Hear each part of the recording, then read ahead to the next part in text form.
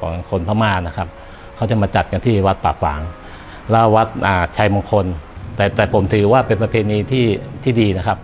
เพราะว่าเป็นประเพณีที่บอกเล่าเรื่องราวความเป็นลำปางเพราะว่าอย่างอื่นเราต้องเข้าใจว่าลำปางมีวัดพม่ามากสุดในประเทศไทยการสืบทอดพระพุทธศาสนาการบำรุงรักษา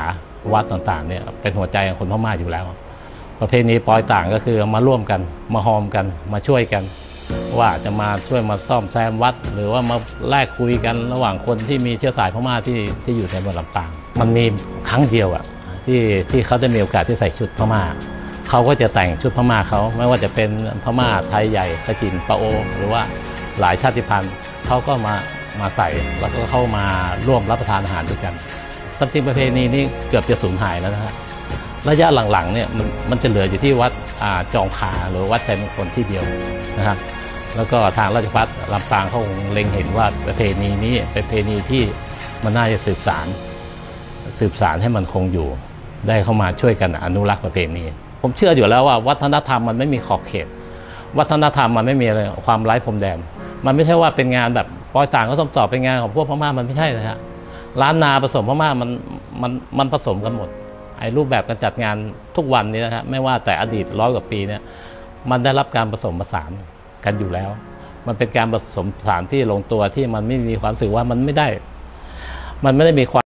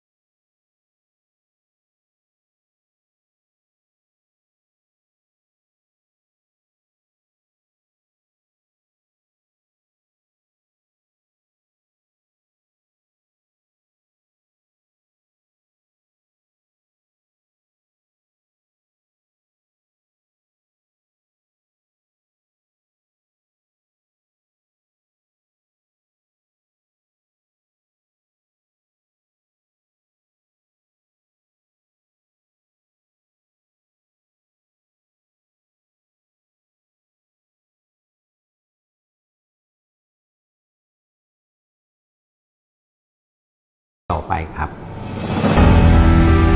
จะเรียนว่าจริงๆอดีตนะถึงแม้มันจะผ่านไปแล้วแต่ความงดงามของอารยธรรมเนี่ยมันยังอยู่ได้ถ้าเรารู้จักอนุรักษ์แล้วก็สืบสานแล้วก็ต่อยอดพัฒนาไปในสิ่งที่นำมาซึ่งรายได้แม้ว่าทุนวัฒนธรรมต่างๆที่ผ่านมาเนี่ยอาจจะแบบมันไม่ได้สร้างรายได้เพราะไม่ได้ถูกการวิเคราะห์และถูกนำมาใช้แต่ในอนาคตเราประเทศที่มีวัฒนธรรมเยอะๆเนี่ยทุนวัฒนธรรมหลากหลายชาติพันธุ์เนี่ยเราน่าจะมองตรงนี้แล้วก็วิเคราะห์แล้วนำจุดเด่นเหล่านี้มาต่อยอดในการสร้างแฟชั่นสร้างอะไรหลายๆอย่างที่เป็นจุดดึงดูดไม่ว่าจะเป็นนักท่องเที่ยวหรือการออกแบบดีไซน์อะไรต่างๆที่มันจะหลากหลายโดยใช้อินสปิเรชันจากสิ่งเหล่านี้ก็มองว่าโครงการนี้เป็นโครงการที่ดีนะครับซึ่งถึงแม้ว่ากิจกรรมต่างๆหรือว่าวัฒนธรรมต่างๆที่เกิดขึ้นเนี่ยมันจะยังเลือนหายไปบ้างแล้วนะครับก็สิ่งที่ทางมหาวิทยาลัยได้ทำก็คือจะฟื้นเพื่อที่จะขึ้นมาเนื่องจากว่าประเพณีเนี่ยครับมันอาจจะเป็นประเพณีที่มีมาแต่โบราณซึ่ง อาจจะอยู่คู่กับลำปางมานานแล้วแต่ว่ามันก็เลือนหายไปตามกาลเวลาที่ยังคงอยู่ที่เรายังเห็นเป็นที่ประจักษ์ก็คือวัดที่ยังมีสภาพเดิมๆเหมือนเป็นศิลปะของทางพม่าอยู่นะครับแล้วก็วัฒนธรรมการกินที่เห็นได้ก็คืออาหารที่ยังคงอยู่ซึ่งประเพณีปล่อยต่างเข้าซ้อมต่อเนี่ยก็อาจจะเป็นประเพณีที่อาจจะรื้อฟื้นเพื่อให้คนในสังคมในชุมชนที่อยู่ในบริเวณวัดเนี่ยกลับมามีชีวิตชีวาแล้วก็มีเขาเรียกว่าประเพณีดั้งเดิมวัฒนธรรมดั้งเดิมเนี่ยขึ้นมาให้กับชุมชนในรอบใกล้เคียงได้รู้จักแล้วก็สืบต่อไปครับประเพณีตาลข้าวส้มต่อนี่นะครับก็อย่างแรกเลยก็คือศรัทธาวัดนะครับชุมชนที่อยู่รอบข้างนะฮะให้ความสำคัญให้ความร่วมมือเป็นอย่างดีนะฮะแล้วก็ในส่วนของภาคเอกชนเรานะครับก็ให้การสนับสนุนแล้วก็ถือว่าโครงการนี้เหมาะที่จะเป็นโครงการที่จะส่งเสริมการท่องเที่ยวในลักษณะของประเพณีวัฒนธรรมนะครับภาครัฐเองไม่ว่าจะเป็น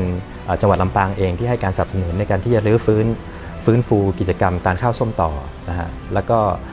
ในส่วนขององค์กรปกครองท้องถิ่นเองอย่างอบจ.ก็ให้การสนับสนุนผมถือว่าทั้ง 4-5 ประสานเนี่ยครับมาร่วมมือกันในครั้งนี้ก็จะทำให้ประเพณีตาลข้าวส้มต่อยั่งยืนต่อไปอย่างแน่นอนครับผมครับ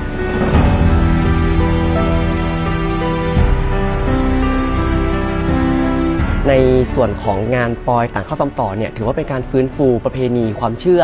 ของคนพม่าในลำปางของเราอย่างเข้มข้นเลยทีเดียวอย่างประกอบกับลำปางของเราเนี่ยก็ไม่ได้มีแค่คนในลำปางอย่างเดียวแต่เรามีคนหลากหลายในพื้นที่เพราะฉะนั้นตรงนี้ก็จะกลายเป็นทุนทางวัฒนธรรมและในอนาคตต่อไปเนี่ยกิจกรรมเหล่านี้ก็จะได้กลายเป็นความต่อยอดให้กับเยาวชนของเราได้มากยิ่งขึ้น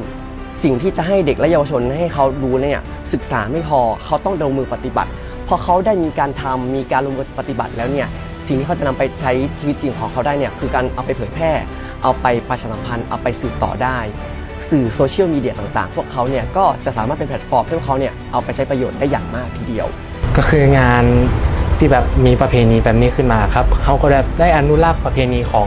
บรรพบุรุษดั้งเดิมของเขาครับ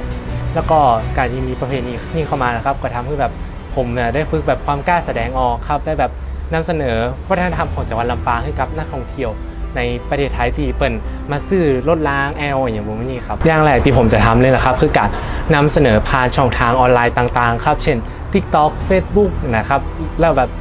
ทำคลิปนำเสนอโดยกันกับมูเปื่อนครับพวกเราเนี่ยคือได้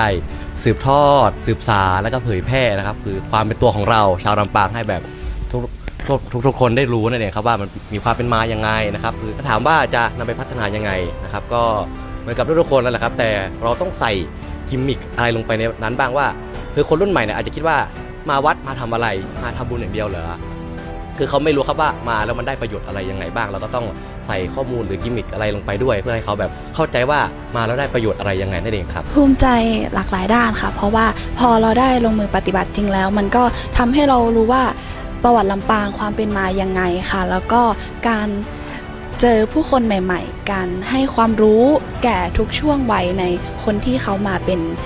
ขึ้นรถรางค่ะแล้วก็รู้สึกว่าภูมิใจมากๆค่ะแล้วรู้สึกดีใจมากค่ะที่ได้เป็นตัวแทนในการเผยแพร่แล้วก็สืบสานต่อเกี่ยวกับวัฒนธรรมของลำปางเรานะคะตัวพวกหนูที่เป็นมัคคุเทศก์น้อยที่คอยพานักท่องเที่ยวเยี่ยมชมวัดพม่าในลำปางพวกหนูรู้สึกอยากจะให้มีกิจกรรมนี้ต่อค่ะเพราะว่ากิจกรรมนี้ทำให้พวกหนูเติบโตขึ้นแล้วก็สามารถเผยแพร่วัฒนธรรมศิลปะประวัติศาสตร์ที่เป็นซอฟต์พาวเวอร์ของลำปางค่ะก่อนอื่นเลยนะคะเราต้องขอบคุณททท.ที่ทำให้มีการจัดกิจกรรมนั่งรถรางเยี่ยมชมวัดศิลปะพม่าในเมืองลำปางค่ะต้องขอบคุณมหาวิทยาลัยราชภัฏลำปางที่ทำให้เราได้มีส่วนหนึ่งในงานวิจัยในครั้งนี้ค่ะโดยการที่เราได้เป็นยุวมัคคุเทศก์น้อยเยี่ยมชมวัดศิลปะพม่าในเมืองลำปางถือว่าเป็นการสืบสานต่อยอดที่ดีเลยทีเดียวค่ะ